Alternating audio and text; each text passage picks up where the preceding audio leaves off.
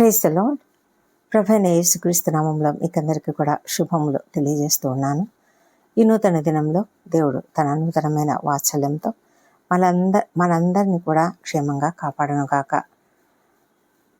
అపొస్తలుల కార్యముల గ్రంథంలో 4వ అధ్యాయము 9 నుంచి 10వ వచనం వరకు చూసినట్లయితే, పేతురు 8 నుంచి 8, 9, 10. పేతురు పరిశుద్ధాత్మతో నిండిన వాడై ఇట్లనెను, ప్రజల అధికారులారా, పెద్దలారా, ఆ దుర్బలునికి చేయబడిన ఉపకారమును గూర్చి వాడు దేని వలన స్వస్థత పొందినని నేడు మమ్మను విమర్శించుచున్నారు కనుక మీరందరూ, ఇశ్రాయేలు ప్రజలందరూ తెలుసుకునవలసినదేమనగా, మీరు సిలువ వేసినట్టు మృతులలో నుండి దేవుడు లేపినట్టు నజరేయుడైన యేసుక్రీస్తు నామముననే వీడు స్వస్థత పొంది మీ ఎదుట నిలుచుచున్నాడు అన్న మాటలు పేతురు మాట్లాడుతూ ఉన్నాడు.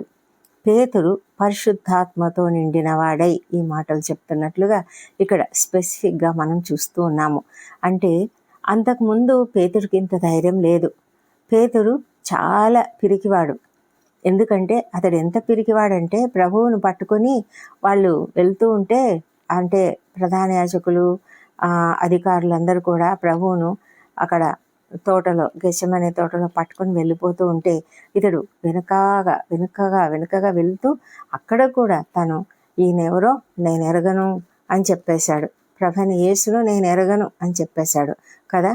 ఎందుకు ఆ విధంగా అంత పిరికివాడు ఇప్పుడు ఈ విధంగా ఎలాగ మాట్లాడగలుగుతున్నాడు? మరి మనకు ప్రభువైన యేసుక్రీస్తు ముందుగానే వాళ్లకు ఈ విషయం గురించి చెప్పినట్లుగా మనం చూస్తాం. మత్తయి సువార్త 10వ అధ్యాయము 20వ వచనంలో మనం చూసినట్లయితే 19, 20 వచనములు, వారు మిమ్మును అప్పగించినప్పుడు ఎలాగూ మాట్లాడుదుము, ఏమి చెప్పుదుము అని చింతింపకుడి.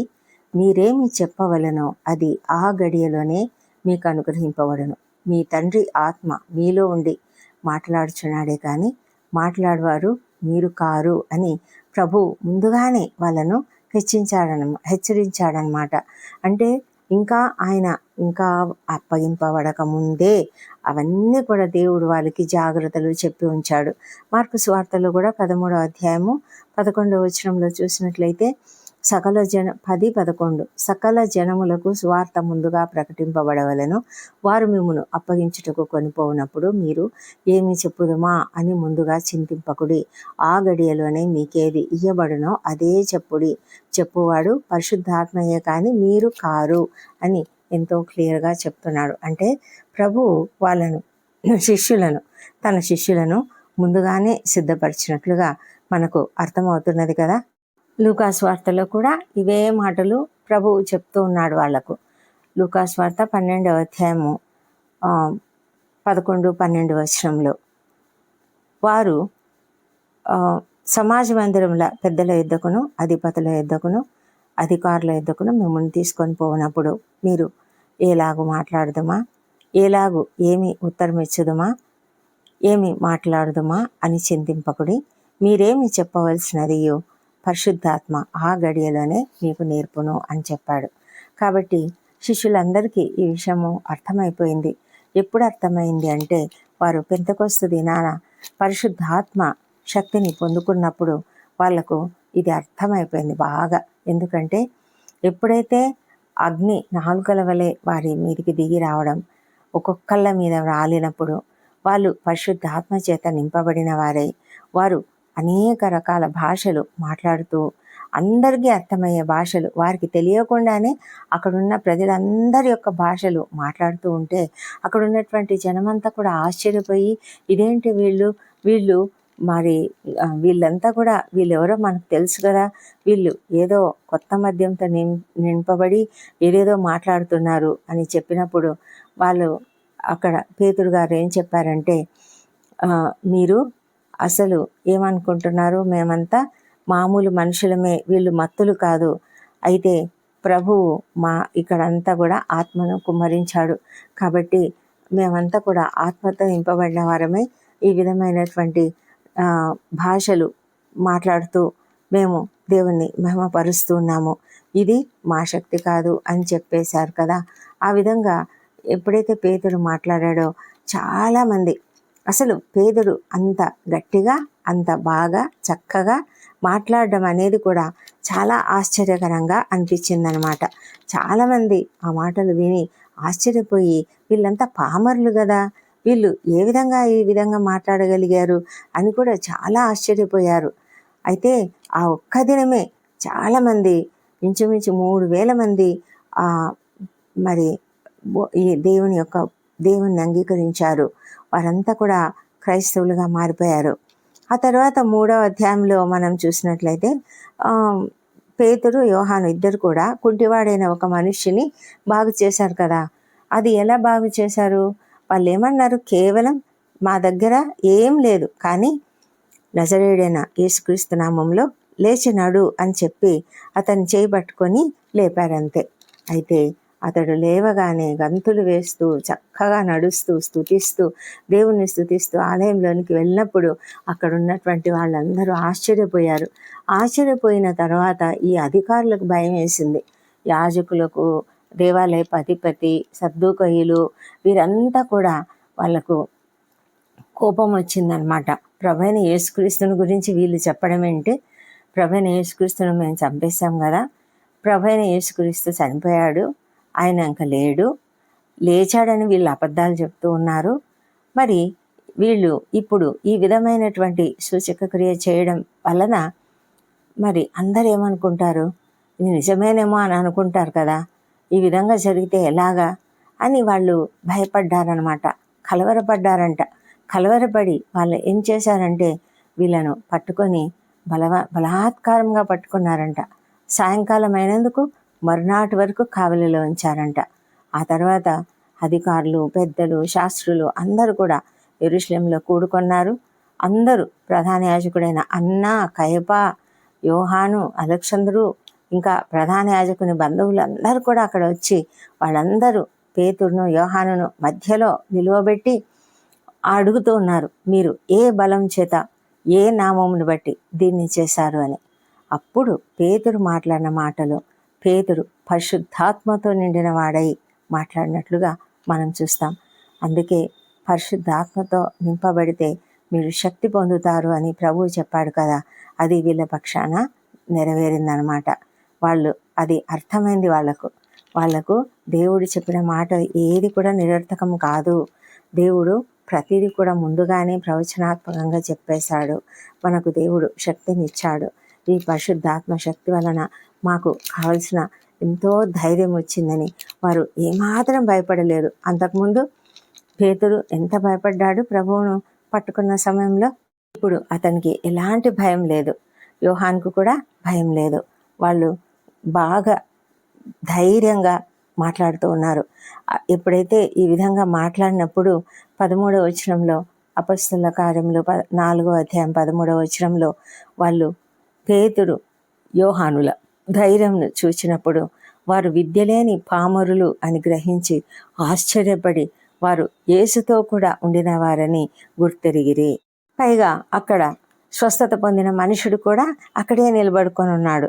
కాబట్టి ఇంకా వాళ్ళు ఏం చెప్పలేకపోయారు. వాళ్ళను ఏ మాత్రము ఇంకా వాళ్ళకి ఎదురు ఏం చెప్పలేక వాళ్ళు ఏం చేశారంటే వీళ్ళందరినీ బయటికి పంపేసి వీళ్ళల్లో వీళ్ళు మాట్లాడుకొని మనం ఏం చేయలేకపోతున్నామే, వారి చేత ఇంత ప్రసిద్ధమైన సూచక క్రియ చేయబడి ఉన్నది, మరి ఇక్కడ అందరికీ తెలిసిపోయింది, అర్థమైపోయింది. యెరూషలేములో కాపురం ఉన్న వారికి అందరికీ కూడా తెలిసిపోయింది. కాబట్టి ఇంకా మనం ఏం చేయలేము. కాకపోతే మనం ఏం చేయొచ్చు అంటే వాళ్ళను బెదిరిద్దాం, వాళ్ళను ఇంకా ఈ నామమును బట్టి ఏ మనుషులతోనైనా మాట్లాడకూడదని బెదిరి పెడదాం అని చెప్పుకొని వాళ్ళు మళ్ళీ వాళ్ళను బయట నుంచి లోపలికి పిలిచి మీరు యేసు నామమును బట్టి ఎంత మాత్రమును కూడా మాట్లాడకూడదు, బోధింపకూడదు అని వారికి ఆజ్ఞాపించారంట. అప్పుడు పేతురు ఏమన్నాడు తెలుసా? దేవుని మాట వినుట కంటే మీ మాట వినుట దేవుని దృష్టికి న్యాయమా? మీరే చెప్పండి. మేము కన్న వాటిని విన్న వాటిని చెప్పక ఉండలేము అని వారికి ఉత్తరం ఇచ్చారంట. ప్రజలందరూ జరిగిన దాన్ని గురించి చూస్తూ ఉన్నారు, వాళ్ళంతా వింటూ ఉన్నారు. అప్పటికే వాళ్ళంతా కూడా దేవుణ్ణి మహిమపరుస్తూ ఉన్నారు. కాబట్టి సభవారు ప్రజలకు భయపడ్డారు. ఎందుకంటే ప్రజలు తిరగబడతారు కదా, అందుకని మరి వీరిని శిక్షించడానికి ఏ మార్గం కనుక్కోలేక గట్టిగా బెదిరించి విడుదల చేశారంట. చూసారా, పరిశుద్ధాత్ముడు మనతో ఉంటే మనకు ధైర్యం వస్తుంది. మనం కూడా ఈనాడు ఆఫీసులలో, మనం వర్క్ చేసే పని స్థలములలో, మనం ఎక్కడున్నా ఏ పనిలో ఉన్నా కూడా కొన్నిసార్లు శోధనలు ఎదుర్కొంటూ ఉంటాము. అనేకులు మనల్ని ఏవేవో మాట్లాడుతూ ఉంటారు. అయితే మనము గట్టిగా ధైర్యంగా మనము జవాబు చెప్పగలిగిన శక్తి మనకి ఎలా వస్తుందంటే, మనము పరిశుద్ధాత్మను కలిగి ఉంటే వస్తుంది. పరిశుద్ధాత్ముడు మనలో ఉంటే మనకు ఆ ధైర్యము, మనకు ఆ గొప్ప వాక్శక్తి వస్తుంది. కాబట్టి మనము ఆ విధంగా వాళ్ళతో మాట్లాడగలుగుతాము. మనము వాళ్ళకు జవాబు ఇవ్వగలుగుతామన్నమాట. అలాంటి గొప్ప కృపా దేవుడు మనకు అనుగ్రహించునుగాక. మనమంతా కూడా అలాంటి పరిశుద్ధాత్మ శక్తి ఆవరింపు కలిగి ఎల్లప్పుడూ కూడా ఆ విధంగా జీవించడానికి దేవుడు మనకు కృప చూపించాలని మనము ఎల్లప్పుడూ కూడా ప్రార్థన చేద్దాం. ప్రార్థించుకుందామా? అందరూ కూడా ప్రార్థనలలో ఏకీభవించండి. చివరిలో ఆమెన్ అని కామెంట్ చేయండి. అద్వితీయుడమైన దేవా, సర్వోన్నతుడా, మహోన్నతుడా, గొప్ప దేవుడవు తండ్రి. అవును ప్రభా, నీ పరిశుద్ధాత్మ శక్తిని మాకు అనుగ్రహించుము తండ్రి. నీ యొక్క ఆత్మశక్తి చేత మేము అనేకమైన గొప్ప కార్యములు చేయడానికి మీరే మాకు కృప చూపించమని ప్రార్థిస్తున్నాం తండ్రి. తండ్రి, మీరు తప్ప మాకెవరు చేయగలరు? మీరు తప్ప మాకు ఎవరు సహాయం చేయగలరు? మా ప్రభా, మేము నిన్ను నమ్మి ఉన్నాము, నిన్ను అంగీకరించి ఉన్నాము తండ్రి. శిష్యులు మొదట్లో ఎంతో పిరికితనంగా ఉన్నారు, కానీ ఎప్పుడైతే వారు ఆత్మశక్తిని పొందుకున్నారో వారు ఎంతో అద్భుతంగా నీ కొరకు వాడబడ్డారు. మా ప్రభా, అలాంటి గొప్ప కృపను మాకు కూడా అనుగ్రహించండి. మేము కూడా నీ కొరకు వాడబడాలి. నీ కొరకు మేము పని చేయాలి. మేము ఏ పని చేసినా నీకు మహిమకరంగా పని చేయాలి. మేము ఏ పని చేసినా మేము సంతోషంగా, అద్భుతంగా, ఆశ్చర్యకరంగా పనులు చేయాలి. నాయనా, మీరే మాకు అలాంటి సహాయము అనుగ్రహించమని ప్రార్థిస్తున్నాం తండ్రి. ప్రభా, ఆది సంఘంలో శిష్యులు ఏ విధంగా ప్రార్థనాపూర్వకంగా ఉన్నారో, మరి క్రొత్తగా దేవుని అంగీకరించిన వారందరూ కూడా ఎంత గొప్పగా నీ యందు భక్తి విశ్వాసములతో ఉంటూ ప్రార్థనా జీవితంను కలిగి ఉన్నారో. వారు ప్రార్థన చేసినప్పుడు వారు కూడి ఉన్న చోటు కంపించిందంట ప్రభా. అలాంటి గొప్ప పరిశుద్ధాత్మ నింపుదల మాకు అనుగ్రహించమని ప్రార్థిస్తున్నాము తండ్రి. ప్రభా, మేము నిత్యము అలాంటి నీ యొక్క ఆత్మ కుమ్మరింపు కలిగి జీవించడానికి సహాయం చేయండి ప్రభా. మేము ఉదయం లేచిన వెంటనే తండ్రి నీ సన్నిధిలో చక్కగా ప్రార్థించడానికి మాకు సహాయం చేయమని ప్రార్థిస్తున్నాము. ప్రార్థించట విషయంలో ఎలాంటి అలసత్వం మేము చూపించకుండా కాపాడండి. నిన్ను ఆరాధించడానికి, నిన్ను మహిమపరచడానికి, నిన్ను కీర్తించడానికి, నిన్ను స్తుతించడానికి, ఎడతెగక ప్రార్థన చేయడానికి, ఎల్లప్పుడూ కృతజ్ఞతాస్తుతులు చెల్లించడానికి మాకు సహాయం చేయమని ప్రార్థిస్తున్నాము. అలా మేము మా సమస్యల వైపు చూడకుండా, మాకున్న ఈ లోకంలో మాకు అనేక సమస్యలు ఉండవచ్చు, కానీ ఆ సమస్యల వైపు చూడకుండా మేము కేవలం నీ వైపు చూస్తూ నీకే కృతజ్ఞతాస్తుతులు చెల్లిస్తూ ఉంటే మా తండ్రి దేవా, మా యొక్క ప్రతి సమస్య కూడా తొలగిపోతుంది ప్రభా. మేము మొదట నీ రాజ్యంలో నీ నీతిని వెతికినట్లయితే మాకు ప్రతి సమస్య కూడా ముందుగానే తీరిపోతుంది. నీవు ముందుగానే మాకు ఏమి కావాలో నీకు తెలుసు కాబట్టి ముందుగానే మా అవసరతలన్నీ కూడా తీరుస్తావు. కాబట్టి తండ్రి, మేము ఆ విధమైన ప్రార్థనా జీవితం కలిగి చక్కగా జీవిస్తూ ప్రభా, ఈ లోకంలో నీ కొరకు వాడబడినట్లుగా, మహిమ పరిచే విధంగా మా జీవితం ఉండినట్లుగా, మా మాటలు కానీ, తలంపులు కానీ, క్రియలు కానీ సమస్తము నీ కొరకు ఉండినట్లుగా మా తండ్రి, మేము వెలుగు బిడ్డలుగా ఇతరులకు వెలుగు చూపించేవారుగా ఉండడానికి సహాయం చేయమని ప్రార్థిస్తున్నాం. ప్రత్యేకంగా ఎవరైతే రక్షణ పొందుకోలేదో వారందరి గురించి ప్రార్థిస్తున్నాం నాయన. ఎంతోమంది నాయన భయంకరమైన జీవితం జీవిస్తున్నారు, నిన్ను ఎరుగని జీవితం జీవిస్తున్నారు, పూర్తిగా తండ్రి నీకు విరోధంగా ఉన్నారు. తండ్రి, కనికరించమని ప్రార్థిస్తున్నాము. నీ రక్షణ ప్రతి ఒక్కరికి దయచేయండి ప్రభా. వారి హృదయాలను మీరు మెత్తనపరచండి, వారి హృదయాలను తెరవండి, మనోనేతరాలను వెలిగించండి, నిన్ను అంగీకరించే కృపను దయచేయండి, నీ సిలువ విలువను అర్థం చేసుకునే కృప వారికి దయచేయండి, గ్రహించగలిగిన హృదయమును వారికి అనుగ్రహించండి. వినుట వలన విశ్వాసం కలుగును. అయితే కొంతమంది వినడం కూడా చేయడం లేదు తండ్రి. వినగలిగే అవకాశాన్ని వారికి అనుగ్రహించండి ప్రభా. ఆ మాటలు వారి చెవులలోకి దూరునట్లుగా, లేదా వాక్యం చదువునట్లుగా, లేదా ఎవరో ఒకరి మాట, ఒక పాట, ఏదైనా సరే ప్రభా వారి హృదయంలో దూరి వారిలో మార్పును కలుగజేయనట్లుగా సహాయం చేయమని ప్రార్థిస్తున్నాం తండ్రి. దేవప్రభ, నువ్వు మాకు చేసిన ప్రతి మేలును బట్టి నీకు వందనములు. ఈ ఉదయ కాలంన తండ్రి, మా దైనందిన జీవితంలోనికి మేము ప్రవేశిస్తుండగా మా పనులన్నింటిలో విజయం అనుగ్రహించండి. ఎవరైతే ఇంటర్వ్యూలకు హాజరవుతున్నారో వారికి విజయం అనుగ్రహించండి. నిరుద్యోగ సమస్య తీసివేయండి నాయన. వివాహ ప్రయత్నం సఫలం చేయండి. సంతానం కొరకు ఎదురు చూస్తున్న బిడ్డలను దర్శించి వారికి తప్పక చక్కటి సంతానం అనుగ్రహించండి. మా దేవప్రభ, మరి గర్భిణీ స్త్రీలను ఆశ్రయించి వారికి సుఖమైన ప్రసవం అనుగ్రహించమని ప్రార్థిస్తున్నాము. ఎవరైతే అనారోగ్యంతో ఉన్నారో నాయన వాళ్ళని తప్పక స్వస్థపరచండి. ఎంతోమంది క్రిటికల్ కండిషన్స్లో ఉంటున్నారు. మరి ఎంతోమంది నాయన మరి వేదనకరమైన పరిస్థితులలో ఉంటున్నారు, ఐసీయూలలో ఉంటున్నారు, వెంటిలేటర్పై ఉంటున్నారు. నాయన కనికరించండి మా ప్రభా, వారికి స్వస్థత శీఘ్రంగా అనుగ్రహించమని వేడుకొంచున్నాము మా తండ్రి. మరి వారికి నాయన సరి అయిన మందులు, ట్రీట్మెంట్ దొరుకునట్లుగా సహాయం చేయండి. ఈ దినము సర్జరీలు గుండా వెళ్తున్న వారికి కూడా తప్పకుండా శీఘ్రంగా కోలుకునే రీతిలో వారికి సమస్తము జరుగునట్లుగా మీరే కృప చూపించమని వేడుకొంచున్నాం. ఎంతోమంది కీమోథెరపీలో గుండా వెళ్తున్నారు, డయాలసిస్లో గుండా వెళ్తున్నారు. నాయన సహాయం చేయండి నాయన. వారికి కావాల్సిన శక్తిని, బలం అనుగ్రహించండి. పని చేయని కిడ్నీలను పని చేయను గాక మా తండ్రి దేవా. మరి లివర్ ప్రాబ్లమ్స్ అన్నీ తొలగిపోను గాక మా ప్రభా. బ్రెయిన్ సమస్యలు, కిడ్నీ సమస్యలు, లంగ్స్లో ఉండే ప్రాబ్లమ్స్, గుండె సంబంధిత వ్యాధులు, మరి ఇంకా నరాల సంబంధిత వ్యాధులు సమస్తం కూడా తొలగించమని ప్రార్థిస్తున్నాం. రకరకాల తలనొప్పులు తీసివేయమని ప్రార్థిస్తున్నాం నాయన. మా ప్రభా తండ్రి, నువ్వు గొప్ప దేవుడవు నాయన. ప్రతి ఒక్కరికి స్వస్థతను శీఘ్రంగా అనుగ్రహించమని వేడుకొంచున్నాము. విద్యార్థులను దీవించండి తండ్రి. ఎంతోమంది ప్రభా కొత్త క్లాసుల్లో, కొత్త కోర్సుల్లో దూరంగా, తల్లిదండ్రులకు దూరంగా ఉంటున్నారు. నేను వారికి కావాల్సిన శక్తిని, బలం అనుగ్రహించండి. కావాల్సిన ధైర్యం అనుగ్రహించండి. నీ యందు భక్తి విశ్వాసములతో వారు మరి చదువు పైన మాత్రమే ధ్యాస ఉంచి హోమ్ సిక్నెస్ లేకుండా చక్కగా చదువుకున్నట్లుగా సహాయం చేయమని వేడుకొంచున్నాము. ఉన్నత స్థాయికి వారిని తీసుకురమ్మని వేడుకొంచున్నాం ప్రభా. మా తండ్రి దేవా, మరి ఏ అవసరతల కొరకు ఎంతమంది ప్రార్థిస్తున్నారో వారి అవసరతలన్నీ తీర్చండి. మరి కొరతలన్నీ తీర్చండి మా ప్రభా. అప్పుల సమస్యలు తీర్చేయండి.